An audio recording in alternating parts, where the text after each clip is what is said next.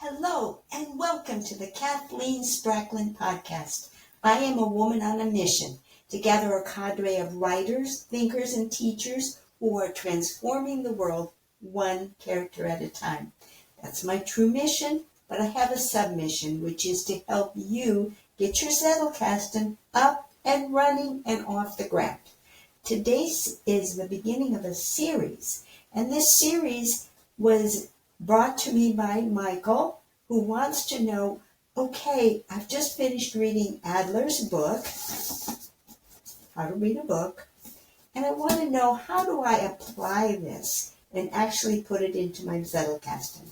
I could have sent him to a video that I created a while ago called How to Zettelkasten a Book, but the reality is that if you're going to answer the question thoroughly, it's necessary to go all the way down to the detail, because of course if you're not actually applying each step of each type of reading that Adler's talking about, then you're not really doing anything. You're just waving your hands. So I'm actually going to do what Michael wants, which is I'm going to be taking the steps of reading all the way through to the Zettelkasten.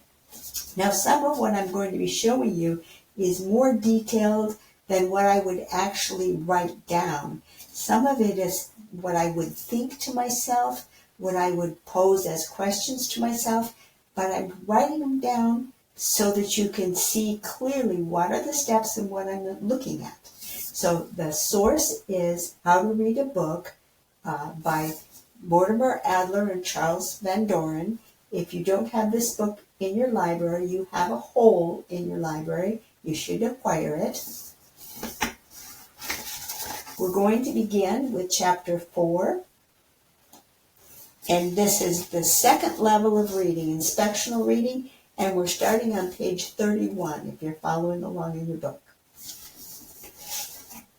I need an example book in order to be able to show how to do these steps of reading with a book. So the book that I've chosen as my example is Start With Why by Simon Sinek. And this is partly a meta choice because so much of what you're going to be doing with Adler's work is bringing your purpose to your reading. And so what is a purpose? That's why you're doing something. So this kind of fits. We should find what we cover in this book should fit in pretty well with Adler, even though this is a business book and Adler was speaking very academically. So let's, without further ado, let's move over to the down-facing camera. We're not going to get through it all today because it's too much if you're really going to go down to the level of what you really actually have to do. And so that means we're going to start with inspectional reading. Not only that, inspectional reading 1, the first level of inspectional reading, and that level has 6 steps. We're going to cover the first 3 steps. So we're really getting fine-grained here. So join me in the down-facing camera, and I'll go through the first 3 steps of inspectional reading 1. Okay, we're going to begin with step 1 of inspectional reading 1. So this is page 32, and so this is systematic skimming or pre-reading. And the purpose of doing this is to determine if it's worth an analytical reading. Some books, by the time we're finished with this 2 types of inspectional reading, you might be already finished with the book. So there are 6 steps involved, and we're going to cover 3 of them today. So the first step is to read the title page and the preface. So what are my action steps in that? My action steps in this are going to be to make a bib card for the book and to assign the purpose that I am reading the book. Down here, of course, is my reference. This is the main card. So it gives me where it's coming from, the Mortimer Adler, How to Read a Book, page 32. And I'm anticipating that this will be 6 pages, 6 cards, because there's 6 steps. So let's begin with step 1. Step 1 is to read the title page and read the preface. Okay, here's the title page. And what we're going to notice on the title page is not only the title of the book, but the subtitle of the book, because this will tell us a great deal about whether or not this book is actually in line with the purpose for which we're reading the book. This book doesn't have a formal page title preface, but it has a page that it has information about what is the background of the book. This functions as the preface of the book. So we're going to make a bib card out of this. So for me, since this is a new author, I'm going to begin with an author card and assign it a book, Simon Sinek, Start With Why. So that's my nickname for this book. Here's my bib card for the book. I'm giving the title, the author, and a little bit of the publication information. But the most important part of this book is the purpose part. And so I put down immediately a rather superficial purpose, which is to learn what it takes to be a great leader, which is what the book purports to show us. But then I needed to get a little bit deeper because that's not very personal. And if there's anything about a Zettelkasten, it's your second brain. And if it's your second brain, you have to have the courage to put yourself into your Zettelkasten. So I took a deep breath and said, okay, if I aim towards being a great leader, then I have a better chance at being a good leader. Oh, so now I have a goal here, to be a really good leader. So now I have my why for reading this book, and I'm going to have to answer the question whether this book is going to meet my purpose. Is it going to help me move forward with the deep purpose that I have now confessed to myself to have? Now we're on page 33 of the book, and we're ready to start step 2. Step 2 says, study the table of contents. It's your roadmap. And so what is my purpose again? Why am I doing this second step? You see how targeted the purpose is? It goes right down to the very thing you're about to do. So my purpose in this is to find out if this book is likely to help me become a really good leader. Does it meet my purpose? And so we're going to take the steps of taking a look at the table of contents. Okay, here we are at the table of contents of Simon Sinek's book, Start With Why. And I'm ready to start doing the first steps in creating my bib card.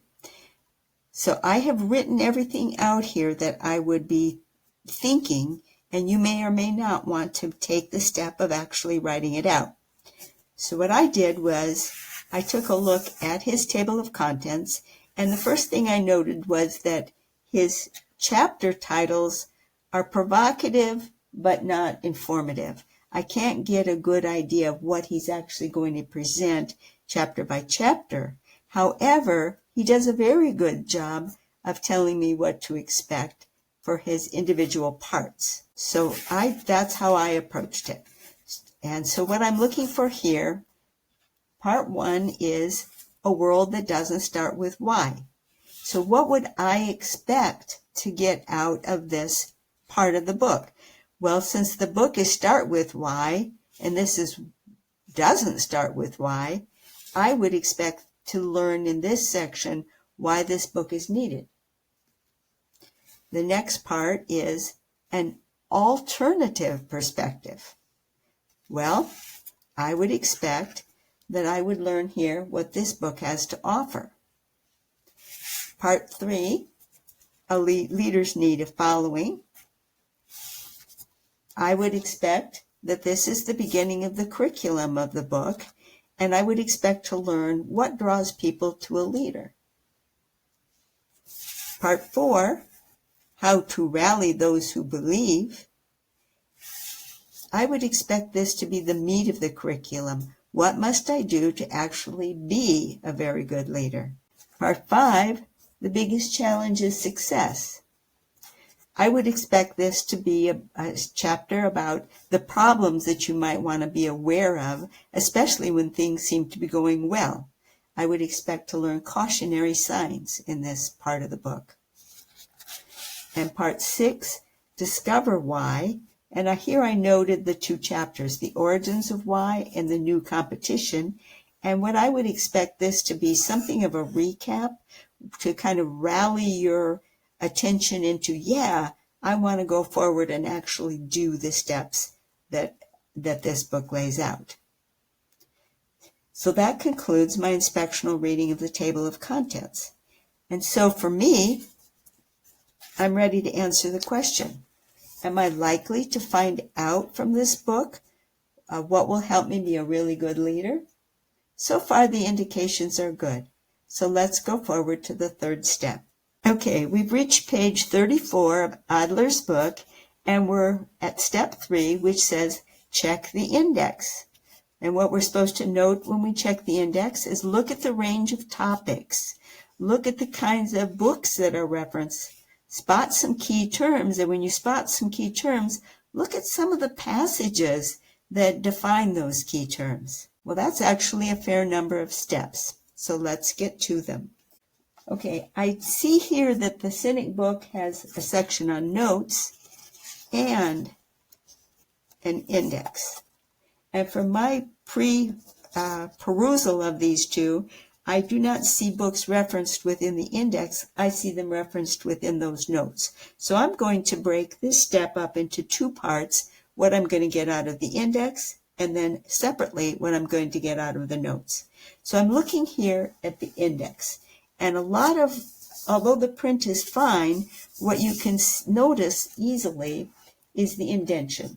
You can see here's Apple, whether you can read Apple or not, it's clear to see that that the next block is indented under Apple. That means they're covering a lot of material on Apple. For me, however, that's not a term, so I'm passing that one by. Then I look over here and I see balance. And balance also has a number of subsections. So I would say that's a term. So here I am with the terms that I'm gathering out of the index. And as I go along, I'm identifying these terms in the same way by noting which terms that are clearly terms and not references to companies, and which ones have a fair number of sub-references. That will tell me it's an important term. Let's take one more example that's like balance. Here we have feelings, and it has a number of terms. So feelings went down on my list as well. But down here we have something called the golden circle. And my gosh, that has a lot of subsections to the golden circle. So not only did I write golden circle down, but I gave it a star. Likewise, as I went through the index, I identified some other terms that were really stars. So Adler also wants us, once we've identified the key terms that we found in the index, pick a couple of them and look at some passages. So that's what I did, and the ones I chose were golden circle and the Y level. And so here's the card that I made for those. It turns out that the golden circle has an entire chapter. And so I took note of the diagram that I saw there, and then I began reading the first few pages of this chapter. And when I had finished perusing them, I could tell and had learned that Cynic drew the concept of the golden circle from the concept of the golden ratio, and that he says that it will provide order and predictability in human behavior. And I captured a quote that had a special meaning for me, which is, put simply, it helps us understand why we do what we do. And if you have listened to the long form of my podcast introduction, that very phrase is part of my introduction. I'm fascinated by that very topic, why we do what we do. And so he's really got my attention now with that one. The Y level is also defined very close by. And in the Y level, I learned that companies need to clearly articulate their why, and they need to communicate their why both to the corporate culture and to the message that they bring to the world. So I have a feeling here that I've captured a fair amount of the point that Cynic is going to be trying to make. So at this stage, I have now completed the perusal of the index. However, in that step 3, I was also supposed to look up what kinds of references does the author use in presenting his material. So for that, I have to go to his notes pages. I won't cover this in great detail, but what I have seen in the notes are references to manufacturing journals, to business periodicals, business newsletter reports, websites, newspapers, a collection of books, and for those I wrote down the titles that most interested me, personal interviews, and even texts of memos. And of the books, the ones that caught my attention is the book by Wybrow, When Money Is Not Enough, by Restek, The Naked Brain. I'm always interested in brain function. By Gladwell, The Tipping Point. That's a classic, and I've never actually read it. More, Crossing the Chasm, again, a book I've heard about but have never read. And a book by Landrum, The Entrepreneurial Genius, The Power of Passion. So, Michael, I hope this isn't more than you bargained for, but if you really want to do what Adler suggests, you have to, do the steps. And they're very specific, and I've already learned an enormous amount about this book by Simon Sinek, Start With Why. And I've become more eager to read this book because of the work that I've done so far, and I'm only halfway through Inspectional Reading 1. So join me as the series continues, and we will actually go through the steps that Mortimer Adler suggests we do if we want to really read a book. See you tomorrow. Bye-bye.